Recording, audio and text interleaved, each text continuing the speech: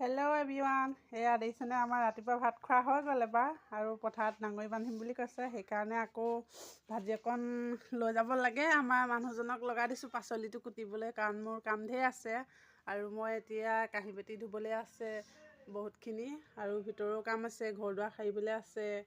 সেইকাৰণে মানুহজনক দিছোঁ পাচলি কুটিবলৈ। তাৰপিছত মই ভাজিকণ বহাম। ভাজিকণ বহাই মেলি মই চাপৰিলে ভাতখিনি দি পঠিওৱাৰ পিছতে মোৰ বাকীখিনি কাম মই কৰিব পৰা হ'ম। আৰু ইফালে আমাৰ বাহিৰত ছাগলীয়ে চিঞৰি আছে, গম পাইছেনে? এতিয়া আমাৰ এইটো মুনুটো দেখিছেনে? তাৰ আজি মানে মনটো বেয়া, তাক আজি কামুৰিলে বেলেগ কুকুৰে। সেইকাৰণে একদম ঠেৰ লাগি আছে আৰু মই তাক ভাত দিয়া নাই এতিয়ালৈকে।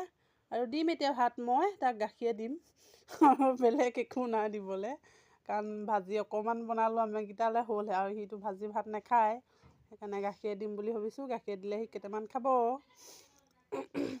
আৰু আপোনালোকৰ খবৰ খাতি জনাবচোন। চবৰে সকলোৰে ভঁৰালত ধান ভৰাই হ'লনে বাৰু? আমাৰ নাই হোৱা দেই। আমাৰ পথাৰৰ পৰা ডাঙৰি আজি আনিলেহে, তাৰপিছতহে আৰু আমাৰ মৰণা মাৰিবলৈ হ'ব। তেতিয়াহে আমাৰ ভঁৰালত ধান সোমাব। এতিয়ালৈকে হোৱাই নাই বৰ্তমান। সকলোলৈকে সুপ্ৰভাত জনালোঁ। আৰু মোৰ ভিডিঅ'টি চাই ভাল পালে লাইক কৰিব, কমেণ্ট কৰিব, শ্বেয়াৰ কৰিব। ফেচবুকত যদি চাই ফ'ল' কৰিব আৰু ইউটিউবত ছাবস্ক্ৰাইব কৰিব। সকলোলৈকে আশা থাকিলে যাতে মোক এনেকৈয়ে আগুৱাই নিয়ে আপোনালোকে মৰম চেনেহ দি, তাৰে আশা কৰিলোঁ। আৰু এতিয়ালৈ হৈছে আৰু মোৰ হ'ব আৰু আজি ইমানতে হৈছে।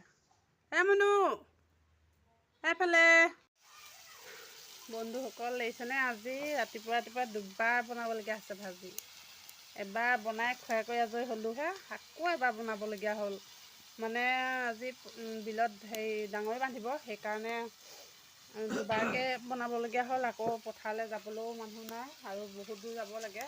মই যাবলৈ অলপ অসুবিধা হয় ঘৰ এৰি। সেইকাৰণে বনাই কৰি একেচতে দিয়ে পঠিয়াম বুলি ভাবিছোঁ টিফিনটো ভৰাই, তেতিয়া আৰু দিনটোলৈ গাঁচটো নাথাকে। আৰু আমি দুটাহে থাকিম ল'ৰা আমাৰ, সেইটো কাৰণে খোৱাত ইমান দিগদাৰ নহয়। সেইকাৰণে সিহঁতক খুৱাই বোৱাই পঠিয়াই আকৌ এবাৰ বনাই মেলি দিয়ে পঠিয়াওঁ একেবাৰতে, হৈ যাব কামটো। আকৌ মোৰ নগ'লেও হ'ব। আৰু সকলোৱে ভাত পানী খালেনে আপোনালোকে জনাবচোন। আমি খালোঁ দেই। খায়ো মই আকৌ 2 নম্বৰ বাৰ বনাব হৈ গ'ল আৰু এয়া বনাই কৰি দি পঠিয়াওঁ।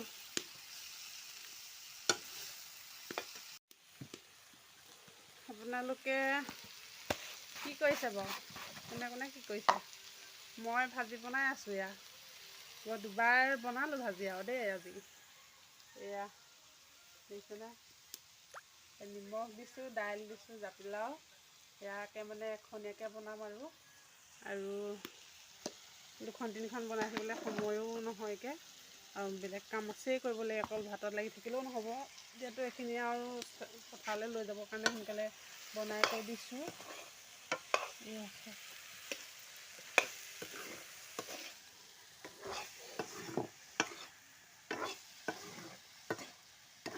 বাকী আপোনালোকে কিহে কিহে খোৱা বোৱা কৰিলে জনাব।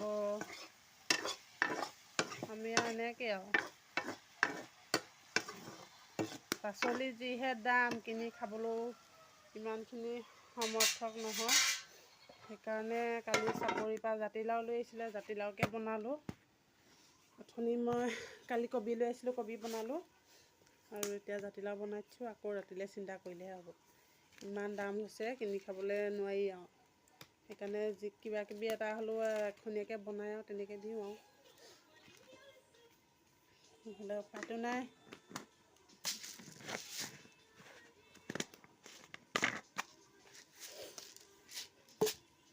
গম পাইছেনে? সেইদিনা মই পথাৰলৈ গ'লোঁ, গৈ চাপৰিলৈ গ'লোঁগৈ। ধান সোনকালে এদাই হৈ গ'ল। আহি পাইছোঁহি ঘৰতো মূৰৰ চুলি গৰম হৈ গৈছেগৈ। গোটেই একদম বান্দৰে মানে যি লটি ঘটি কৰিলে। বাৰান্দাখন গোটেই ভাঙি থৈ দিছে পিছফালে। আৰু পাকঘৰৰ ভিতৰত য'ত যি বস্তু আছিলে গোটেই খাই কৰি পেলাই জুলাই শেষ আৰু দিনটোৰ কাৰণে। এনেই পাকঘৰত সোমাব নোৱাৰে, কিন্তু সেইদিনা দিনটো মানুহ নাছিলে যে, সেইকাৰণে ওপৰেদি টিং একদম ফালি পেলাই সোমালে। সোমাই কৰি গোটেইখন চেচ আৰু। তাৰপৰা আকৌ সন্ধিয়া বজাৰ কৰিলতহে মানে খাবলৈ হৈছে, কাৰণ যিখিনি আছিলে সেইখিনিতো সিহঁতি খাই পেলালে। দিনটো কোনো নাই, নিজৰ ইচ্ছামতে খাই কৰি সন্ধিয়া লগা ধুনীয়াকৈ সিহঁতি ঘৰৰ মানুহ অহাৰ আগত গুচি গ'ল আৰু। আহি পাইছোঁ মোৰ একদম চফা কৰোঁতে আৰু মাথা বেয়া হৈ গৈছেগৈ আৰু দেই।